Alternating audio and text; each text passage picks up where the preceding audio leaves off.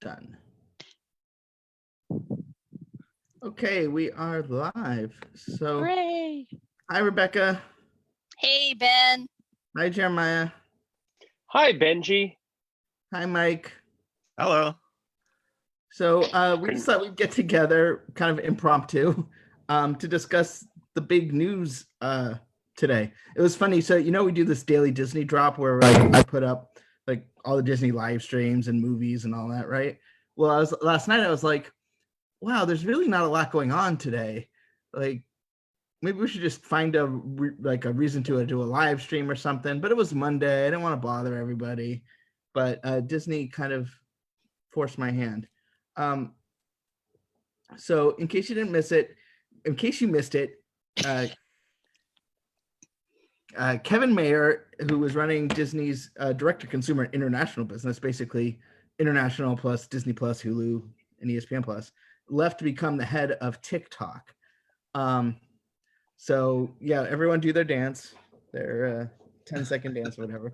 But so where's Doobie when we need him? Their hand to just a whole slew of moves that primarily affects the parks division.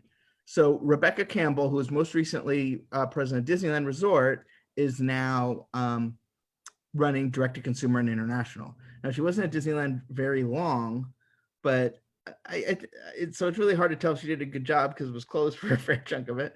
But she embraced the Instagram, really tried to build a connection with the community. I really liked her for a long time. Back when she ran the ABC TV group, I saw her do a Q&A with all the other people that were in the TV business, and she oversaw all the owned stations, which is like not 7 stations. Not a core business, right? Like, I thought she was doing a great job, but not something that Disney's really investing in. They sold some of their stations. But when I heard her talk, I was very impressed. And I kind of was bummed that someone who seemed to be a good executive was running a business that Disney didn't seem to be focused on. But she had some, she's worked her way up. She's had production jobs at different ABC stations, ran the New York channel for a while, came from Philadelphia at WPVI. Yes. And then she went to DTCI and ran their EMEA business, which is Europe, Middle East, and Africa. It's kind of clumped together in one business unit. And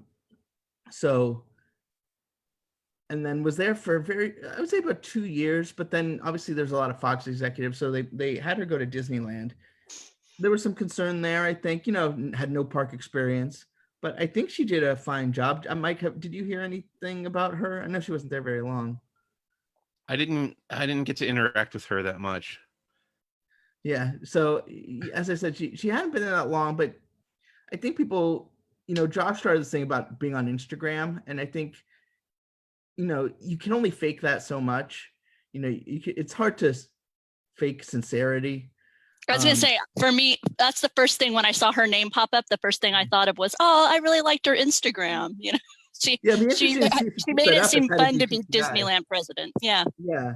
So, and she loves the Walt Disney Company. Her career very much mirrors Bob Iger's, and so Kevin Mayer got a lot of credit for the successful launch of Disney Plus on Wall Street. So I can see why TikTok poached him. But I also see, as we look at it closer, I feel as a consumer, it could probably use a little bit more organization. Like, I feel like it just could use some more, Kevin's known as a deal maker, whereas I think Rebecca's known as an operator. And so I think I'm excited about that. I'm excited about someone who I think can really kind of soothe out the natural rough edges. Obviously, when you launch a new product like this, there's going to be rough edges, but I think she'll get the, sort of batten down the hatches, and I think really do a lot of good for Disney Plus, along with Hulu and, ESPN Plus. But well, this is kind of returning back to the arena she'd been in that she'd been in that area before, the media, direct to consumer type area, but in a more regionalized, and now she's a more global. Yeah, absolutely. And I think, when the ABC stations are a unique business in that you're basically running your own little fiefdom there, right? Like, they don't, there's not a lot of huge corporate mandates. And, you're in the community relations is obviously a huge business, part of a local channel. And you have your own thing. Like, one of the things that I thought it wasn't successful in the long term, but she founded the Live Well Network, which was back when Disney, they went to digital and TV channels got like 7.2 and 7.3. What she said is, hey, let's take a little bit of money, find people at the stations who have a passion about something, and make little 30-minute programs, and that will put that on a digital substation. And it was very nimble, very low cost. Digital subchannels didn't end up going that route. Streaming kind of took away that thunder. I think people weren't looking for more channels; they were just looking for more content. But in the end, it showed that she was willing to be nimble, willing to utilize her team. These are people, they would just pitch show ideas and they would get, they said, sure, why not? And I think that nimbleness and that focus on operations and willing to take risk, it doesn't matter, if it doesn't work out, so many people get afraid when something doesn't work out and, oh, it's such a failure. Whereas if it's a small enough investment, why not try it? So this Kevin leaving isn't a huge surprise, right? I mean, no. I think when Chapek was moved up, I think there was kind of what's next for Kevin. I think we're finally getting the answer to that. Yeah, I think the surprise is that I think most people would have thought that there wouldn't have been a lot of openings around for him to go to. Okay. Like, I think we all, if you asked me in February, I would have said, yeah, Kevin's not long for this world. But then March 15th, that would have been like, but where would he go? Right. Like, there's not a lot of media jobs open. So, I think it's a good fit for him. I mean, as TikTok, where they want to have deals, obviously they're based out of China. So, the international experience will help him. And then I think it gives direct to consumer someone who's proven, not so much necessarily in the startup phase, but in the execution phase, which is that, right? Like, I mean, obviously Disney Plus is going to grow internationally, but I think, there's been a lot of the biggest challenges Disney Plus has had, and I don't want to take anything away from its success, has been lack of content at the right time. I mean, we all said, oh, this is, how many times have we seen something? Oh, it's supposed to be here on May 15th, and then it's not. And they've announced 3 different release dates for different things. And, even just sort of the hiccups of sign up. Like, I think having someone, now that the infrastructure is there and the partnering with the other businesses and all that is sort of established, I feel like now it can provide sort of a longer term structure for Disney Plus. So I'm excited for the future of Disney Plus. And not that I wasn't before, but I'm really high on Rebecca Campbell. I was excited when she went to Disneyland. And, it's, she's to me the perfect kind of Disney executive, right? Willing to be tough, but also realizes that this is about making fun and, enjoy the product and do you think, and whereas I think Kevin, if you listen to Kevin, he was much more business school kind of guy, right? Like, and it just, that's a little bit of a harder sell than, someone who came up with like Bob Chapek, who just worked his way up through organizations. As far as the media content aspect of it, I'm excited because she's been really entrenched at Disneyland Resort. And I hope that maybe that'll spark a bit more Disney Plus kind of park content. Like maybe since she's just been so freshly there, maybe she can help be a catalyst in the room for a bit more of that dimension. Real life. So. Yeah. And being president of Disneyland Resort changes you, right? Like, there's no place that's more steeped in history, tradition, I mean, maybe to a fault, right, than Disneyland. So any executive who goes there, Josh, even Cynthia Harris, who ended up, leaving, but the Cynthia Harris day one president and Cynthia Harris year three president were not the same person. Right. You learn a lot about the passion of the fans, and you just can't. You can't not at Disneyland. Disney World, you can kind of make it to fake it till you make it, because it's not about repeat guests as much. But obviously we'll see how this shakes out. I'm reading tea leaves. I don't hang out with these people, but I'm excited that they gave her a shot. She's perhaps not the person I would have thought they would have given the shot to, but as we'll get later, there's always the person I think that's going to get the job, and there's a person I want to get the job. And I'm pleasantly surprised that in all of this, the person I want to have the job got it much more than the person I thought would get the job. Okay. So obviously that leaves Josh is now the head of Disney Parks Experiences and Products. That what caught me by surprise was this, and not so much that they picked Josh, although he's not who I thought they were going to pick, but that they picked anyone, because you're picking someone for a business that's not operating. But I think when Kevin's departure kind of forced their hand to reveal this as one big thing. I don't know if Kevin didn't leave, if they would have made this announcement right away, because obviously everything at the parks business is going up to the Bobs anyway. It's not like, Josh is gonna be making all the decisions on his own. But I've known Josh, not well, but I've known Josh since he was with Adventures by Disney. And what I remember about him was Adventures by Disney started, they did sort of a trial run, and they got people who were experts at like group travel, right? They work for other group travel people. And then so you would go and you'd have two adventure guides, but they were both guides from, either the local area or they did group travel for other companies. But he said, we can't deliver a Disney experience without people who come from the parks. So then that's when they changed it. So basically you have one adventure guide who is expert on that destination, and then you have one person who's really a Disney person, whether they're from the parks or had experience at the parks. And he recruited heavily at the parks to try and get the best people he could and he created it so that prior to this, if you wanted to be an adventure guide, you had to leave your Disney job and go get an adventure guide job. But when the role is only 4 months, even though they make decent money in those periods, people don't want to lose their health care, for the rest of the year. So he went through I'm sure it was a lot of bureaucracy so that people could leave and go. And I remember being impressed by that. So I was happy when he was named head of Disneyland. I was happy when he was named head of Disney World.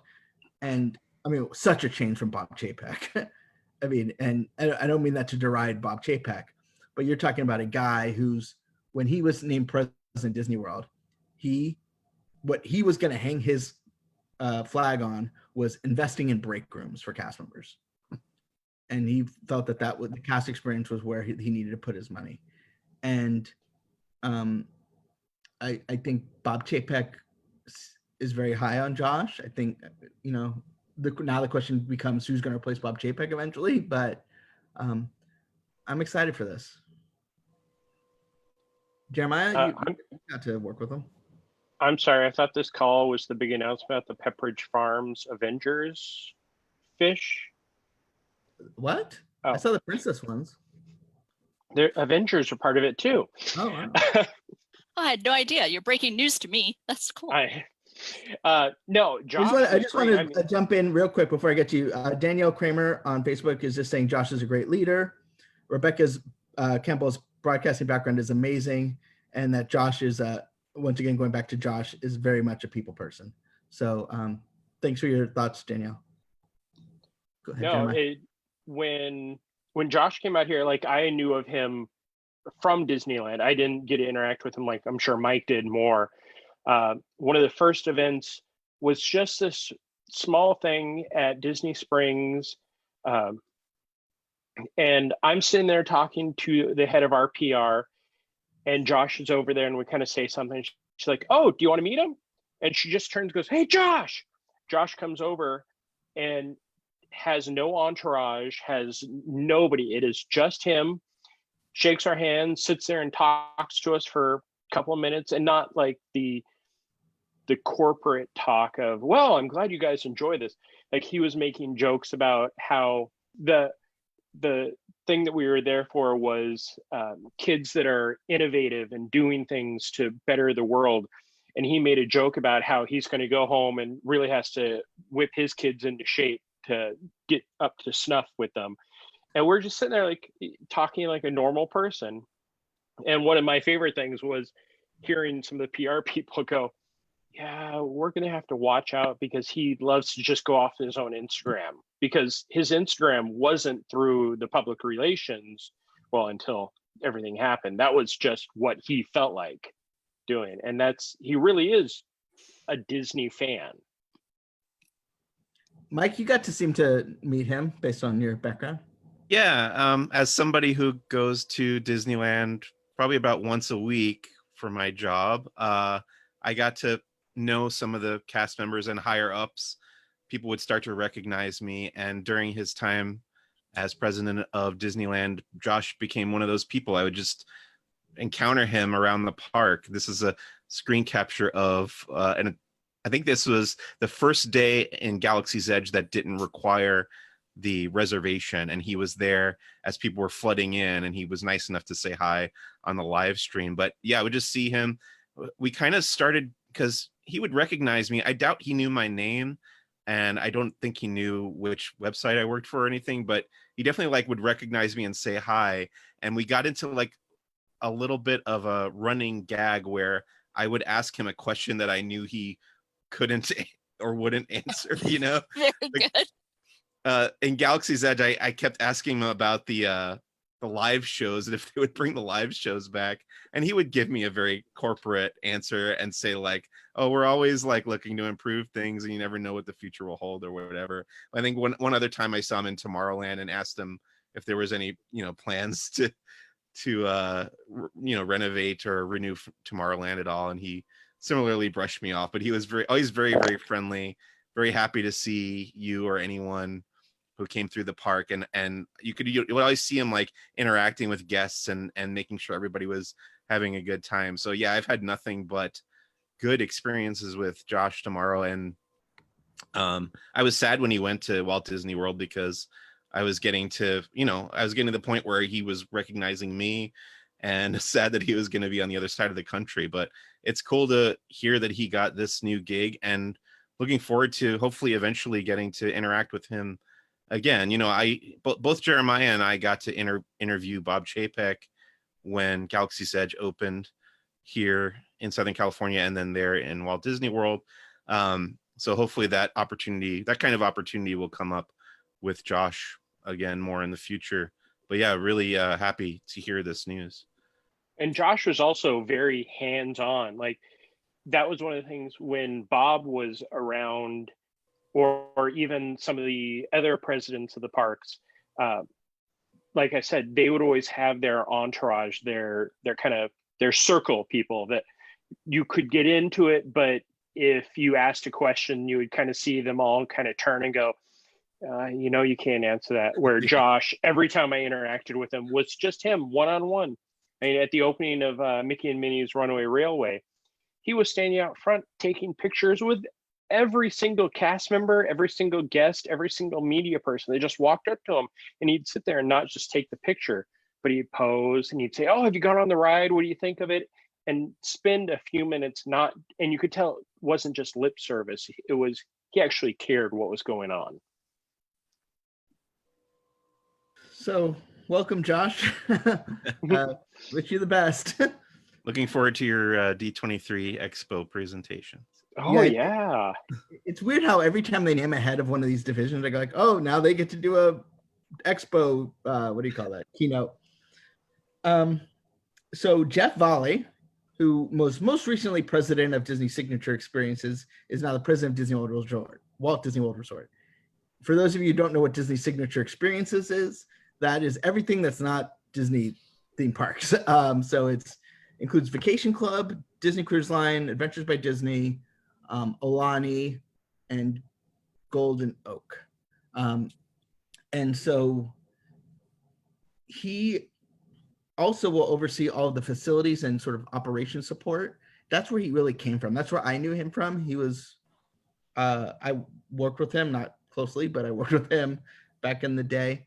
And what impressed me about him was you would hear him talk and he was logical, right? Like, you know, when he was planning out maintenance projects, you know, the big joke was is that, well, it's on a schedule. So it doesn't matter that no one is, you know, that this building hasn't been open for 3 years. We got to replace the carpet. You know, that stuff used to happen before him. And now he will put the carpet in, he'll move that money to someplace that makes a little bit more sense. So I'm really high on him too.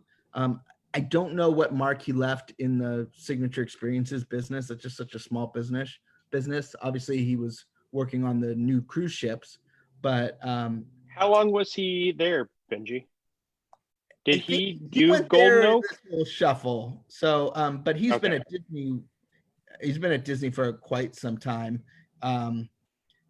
in that since 1990, and was really sort of the counterpart to I don't know if you guys remember Lee Cockrell, who was like the operations guy. And then Jeff Ollie was the maintenance sort of backstage infrastructure guy. And then roles evolved. You know, he reported to Matt Crofton. I think they like, it's funny because wherever he goes, he will always continue to support facilities and operation services for all of Disney theme parks. So wherever, even though he's at Cruise Line, he was doing that. So it's like they don't want anyone else, like no matter what, he's stuck with that. He can become CEO and he will still oversee facilities and operations support for all Disney theme parks. Because I mean, to me, that just means like he's so critical to that part of the business, which means you got to be somewhat smart. So I'm excited about that too. Does this What mean that? about? Go ahead, Yeah. Mike. So since we're happy about all these promotions, are we happy with the job Chapek is doing so far? Yeah, well, I think that's the thing, right? Like if this is his, I mean, if you take out COVID, this is his first non-COVID decision. I think he's doing a good job. I think, you know, Bob Chapek has always suffered from his public speaking.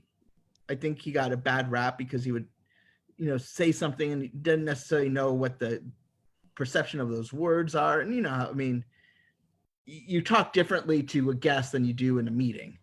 And, you know, so when you say franchise in a business meeting, that's different than saying franchise to a guest. And you know, I think to me, his challenge has always been he had, like, he just needed that one guy to tell him like, oh, be careful. Like he needed his like confidant. But I was impressed with how he handled the earnings call too. So he kind of comes off to me as the Roy Disney to a Walt. And, you know, I would like to see the company go back to the dual type thing where they have somebody that's more of the fun and more of the business. Good cop, bad cop. Well, not even that. I just think, Bob, there's so much to go on with the Disney company from, you know, it's a worldwide company and you need somebody that's business savvy and you need somebody that's entertainment savvy. And Bob, you know, just like you and I have both experienced when we spoke to him, he is a very business savvy. He understands how to run things. But as far as, I don't see him hosting the ABC Disney Sunday night movies. He's not an Uncle Bob. Yeah. Well, and I feel like, I mean, even though we said the same thing about Bob Iger, I feel like Bob Iger is taking the creative reins for now. So you're seeing things like that matter to him. I mean, Hamilton happened because Bob Iger loves Hamilton.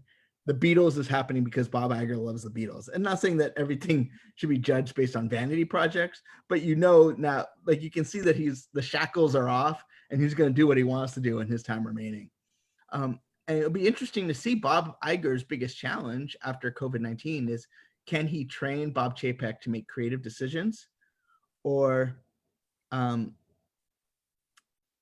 is he going to be, you know, getting a second person, or is he going to flounder in that? I don't know. I feel like I feel like Josh and Rebecca Campbell, like if Bob, Bob Chapek is not that much younger than Bob Iger. So if I could see them kind of ascending into that sort of dual role too, where, Josh has a little bit more of the heart, the love, the, attention to product and talks the talk. Where Rebecca Campbell is, knows how to organize something, still has passion for the brand, and, but doesn't have the sort of park vernacular. Like one thing I've learned from Disney is we all think we all think all of Disney operates like the parks, right? Like we're all guests, we all wear name tags. Like it's just not like that. The parks is what we think of Disney culture is really parks culture. When you go to other divisions, they're not so focused. They don't talk the talk because they're all about supporting a product. They're not there to interact directly with you. So they don't have to know how to speak to a guest. They're not a hospitality brand. Yeah. Disney parks are a hospitality brand. Right. Yeah, they get a name tag on their orientation. They never wear their name tag again. It's usually sitting at their desk somewhere. Well, and it's funny though, is because like as more and more people who work for Disney have grown up with the parks, more and more people embrace the parkness of working for Disney. Like they all want, whenever Disney acquires something, right? All the people want their name tag and their silver pass and all that stuff. I mean, it's still like I gotta say, even what we consider parks culture really came with Judson Green. Like Dick Nunes and earlier definitely had a culture, but it's not the same parks culture we know today. And there's a huge evolution. They became much more cast focused, a lot more heritage focused. That really happened, kind of in the late 80s, early 90s. That could be something very interesting to see how Josh handles that. When he's been in the parks, he's focused on the cast much more. Like his first project was the break rooms. So him being in charge of everything, will he be, okay, we're going to focus on getting the number one ride up and worry about everything else later, or kind of fix the mentality that, I felt when I was a cast member in 01, where it's more about the money, less about the cast. And Josh has always come off as more about the cast. And when you make the cast happy, the money comes in. And it's not about what they're all balancing stuff, right? Like obviously we're in a time of a furlough. If you're purely focused only on what's good for the cast and not what's good for the business, short term, you wouldn't have had a furlough. But obviously what's good for the business is good for the cast long term, and it's all about keeping that balance. And what the challenges is for these guys is not so much to do that business wise, but to do that to know your audience, right? Know when to speak. You're going to speak differently to the investor community than you are to the fan community or your cast community. Doesn't mean you're lying or hiding stuff, but they use different vocabulary. Well, and my thought in this was currently Disney parks and pretty much the entertainment industry as a whole is in a bit of a chrysalis, because we aren't really even sure what entertainment is going to look like in a few months, in a year.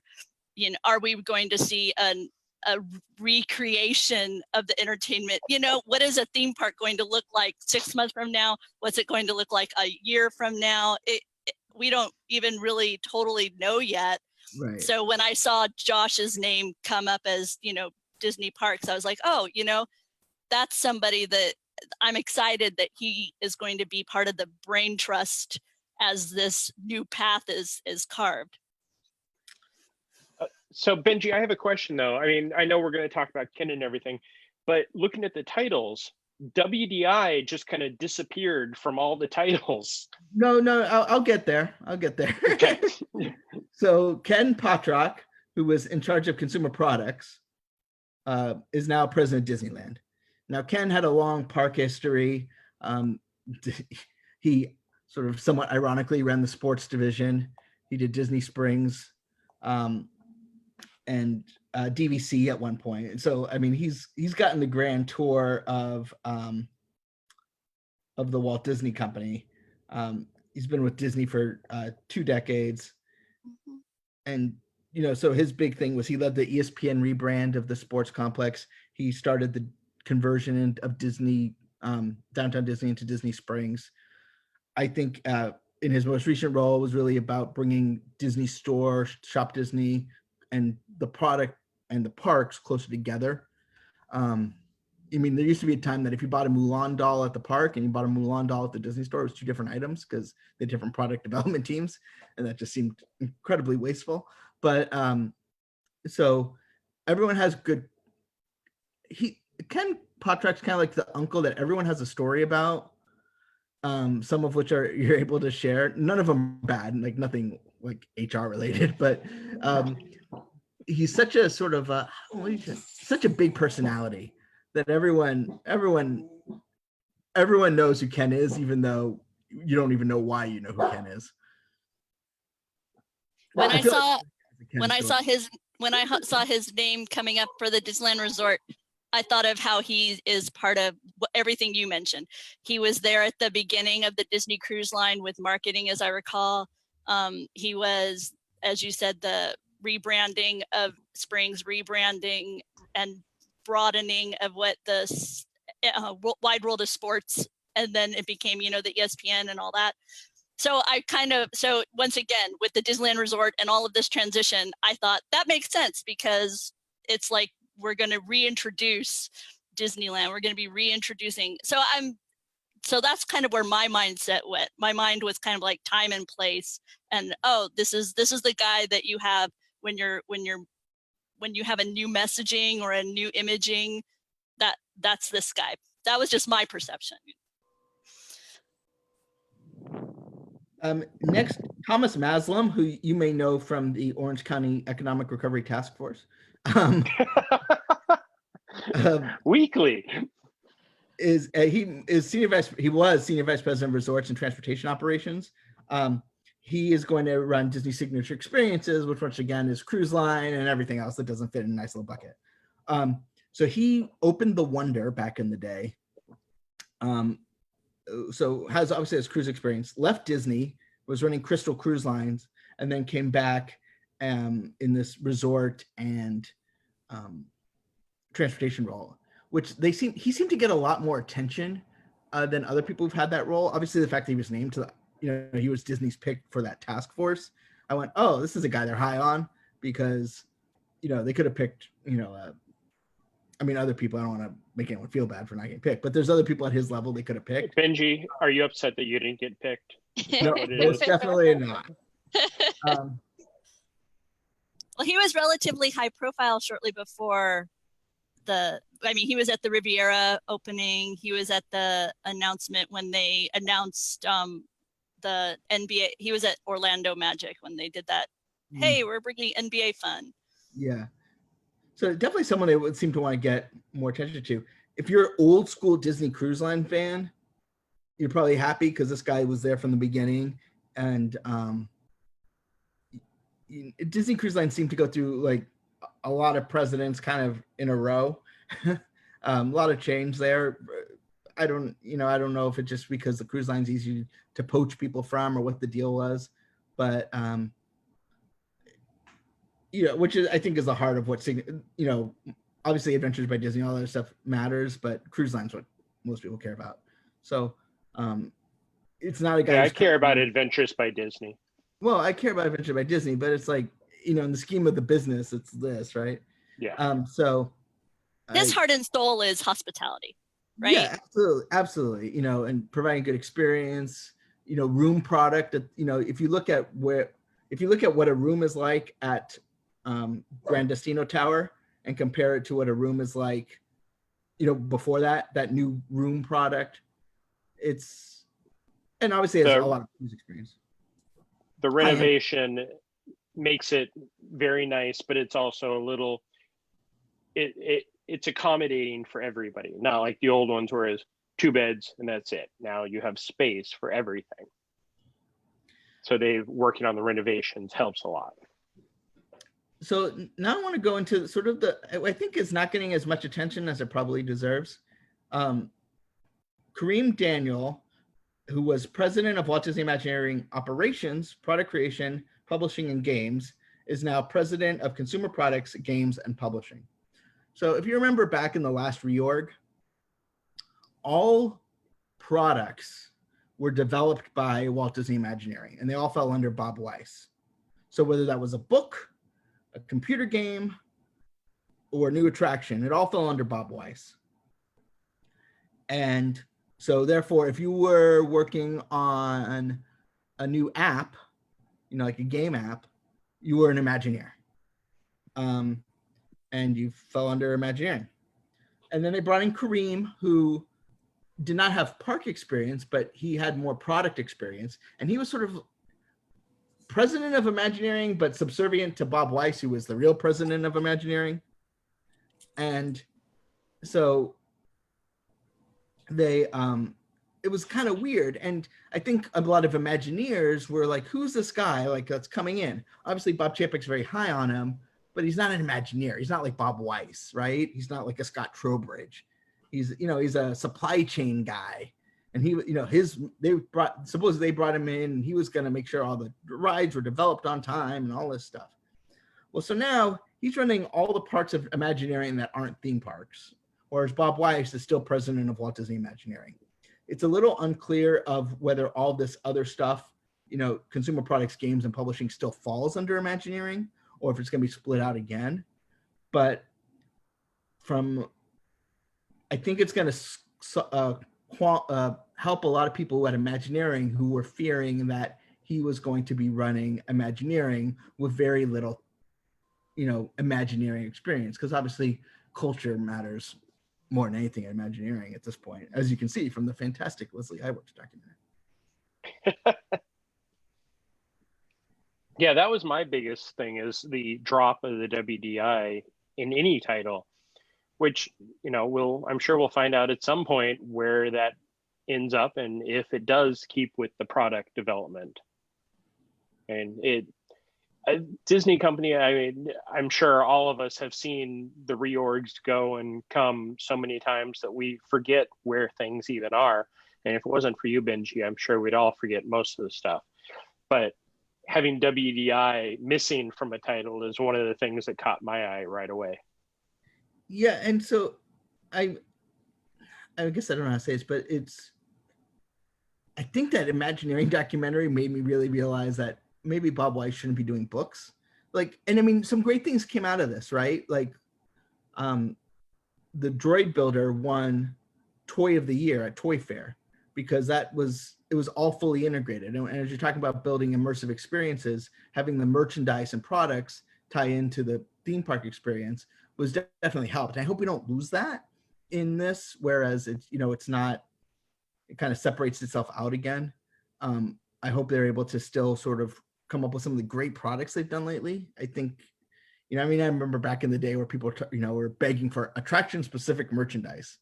Well, especially on new experiences, that's all over the place these days.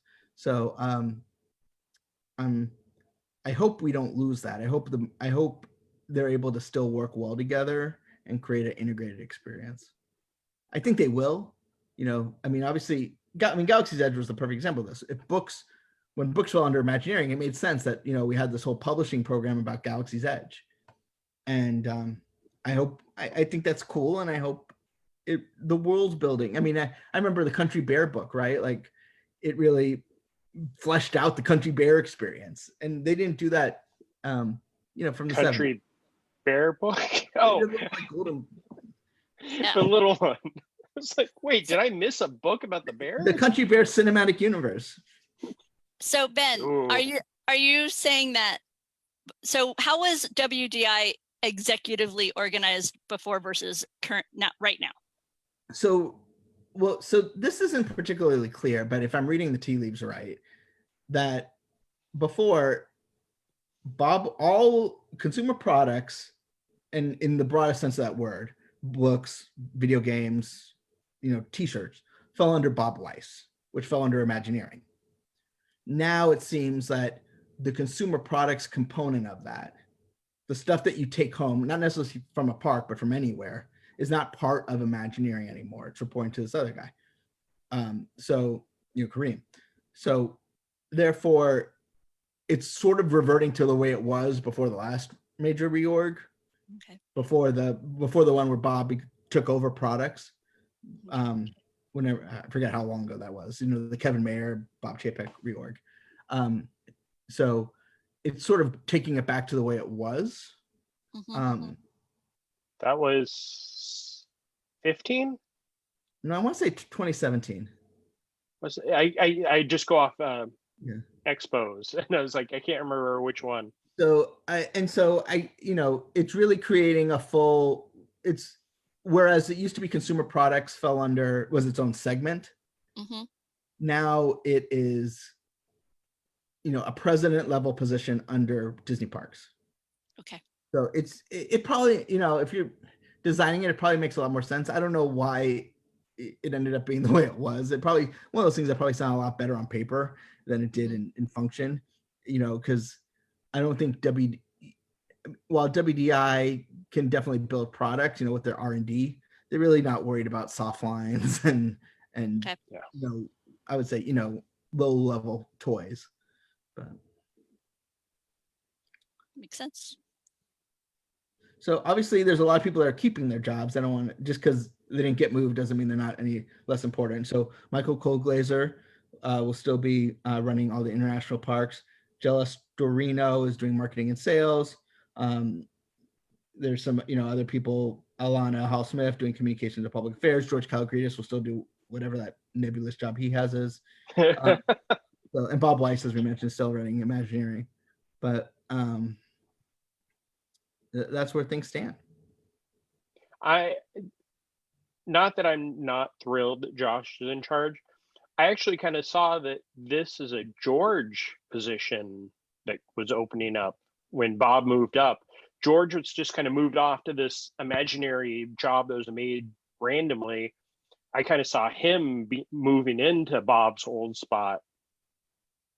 But I think when George got moved to that position, whether it was his choice or not his choice, it was definitely a step to retirement. And I don't mean that in a derogatory way, but you're still going to be our Yoda, right? Like going to be there to provide history, provide counsel, provide, Disney Institute, really make sure we're embracing the history and heritage, but not day-to-day major decision maker.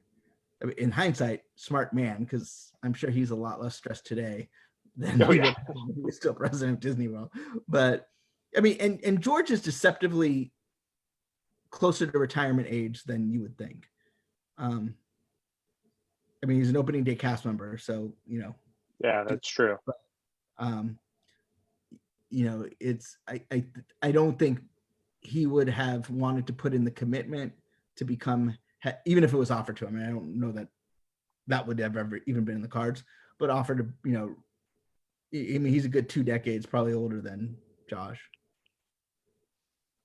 which is a complete guess, but based on. Well, let's look it up, shall we? It's not so easy to find Josh's age. Well, I can tell you, George Kalogridis has got to be about 65. Oh, George is older than that. I don't know. Anyway. Jeremiah, you never say older than that. You just leave it. You let the other person always guess the older age. Come on. I thought we were doing Price is Right rules. $1. George is $1. Benji, I know for me when this news hit and I started Googling everybody's bios and LinkedIn's and looking at their history, what struck me in a lot of cases was I felt like a lot of the names I saw were kind of cycling back into positions that were more in line with what the bulk of their career had been, and maybe to an elevated area within that same, like Rebecca Campbell. She had been within the direct to consumer, but in a more regional sense, and now she's in a more global sense. And then the gentleman at the WDI, Kareem, moving over into like an overall. It's just a lot of. I saw a lot of that kind of pattern in the namings. And Disney is sort of famous for moving you around to businesses you don't know. And then I think, that gives you some diversity of experience, and then they promote you back from, where you came from, so to speak. And then once you're there, you can get moved around. I mean, that's why, Bob Chapek is able to become CEO, because he's essentially he's worked for parks, he's worked for consumer products, he worked for the studio. Outside of television, he had that opportunity to see different divisions at different times. But, I think, yes, this is definitely a sort of I love there's not a single move here I don't like, but it's definitely get the grownups in charge, get people where they need to be. I don't know. None felt out of left field. Like, whoa, really? I would never have thought, none striking like that. And then the thing you're talking about with the moving around, I feel like we had the Disney family sing along because of that mentality. I feel like that was almost like a Disney Parks-esque hospitality making its way to ABC. It's like the different arms of the Disney company bringing that to each other.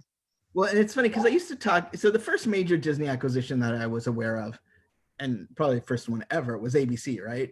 And then they did Pixar, and there's what I like to call like the path. So what first happens is they force them to work together in ways that make like very little sense, right? Like you are going to do a Star Wars, comic book because I'm going to tell because we're working together now, we're the team. And then so they kind of throw a lot of like low level stuff on the wall. Like back in the day after Disney bought ABC, like there were suddenly all these random low quality Disney specials that just were contractually mandated as part of the acquisition to do. And then what happens is then people start moving around, like they get over it. And then people start moving around. People from one group will go to another group. And then like usually like 5 to 10 years into the acquisition, it just becomes organic. Like it doesn't have to be forced. Like ESPN coming to a sports complex, that just seemed like, let's have a conversation. Like they met, like they knew each other and it happened. Or, even some of the stuff you're seeing with Marvel now, it's not as labored as it might've been, 10 years ago. So, it doesn't feel as much like a blind date as much as exactly. people who maybe met, decided to have a cup of coffee together.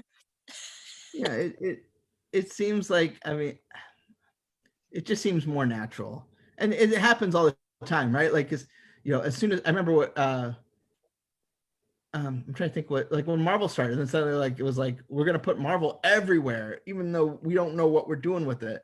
But now there's plenty of people that work for Marvel who used to work at the parks, people at parks who used to work at Marvel, and just seems and obviously it helps that compared to when I was there in 2000 to where it is today, there's a lot more fans at the company. I mean, I remember being told, don't tell anyone you're a Disney fan because you'll get a stigma. And I mean, granted, the internet was in a weird place back then, and but now, like, I look at I even have to adjust because we'll try and even though we're a fan site, we'll downplay the fandom. Like, we'll try and act super professional and not act like crazy.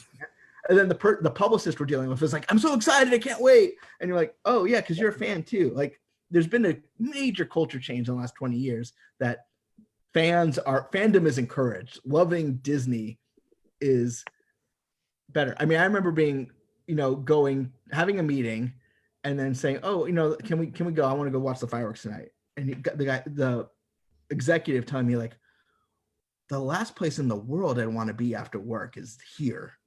And I'm like, oh, okay. And so that doesn't happen anymore. And in fact, that'd be frowned upon. Not saying that they all have to go to the park all the time, but they don't want to discourage the love of Disney because the company's become so much more franchise based, which means it has become much more fandom based. Can I ask a question? As somebody who doesn't necessarily know that much about the corporate side of Disney, how much input do these executives have over where they end up? Like when there's a big shuffling like this, is it just the Bobs like pointing at them and saying, you're going over there, you have no choice in the matter, or are they having conversations about it? I think it's natural, right? Like, I mean, it's not like they're going through a confirmation process. So they talk all the time. And so, I'm sure they talk about where they want to go. And sometimes they're told, we need you here. I don't, I think it's just, it's more natural than that. But there's definitely times when I know, like, especially when they're setting up their plate, like when Jay Rizzullo and Tom Stagg switched positions, that was a Bob Iger decision. But they have conversations about it, just like you would with your boss, right? Like, where do you want to go? Where are you trying to get to? You don't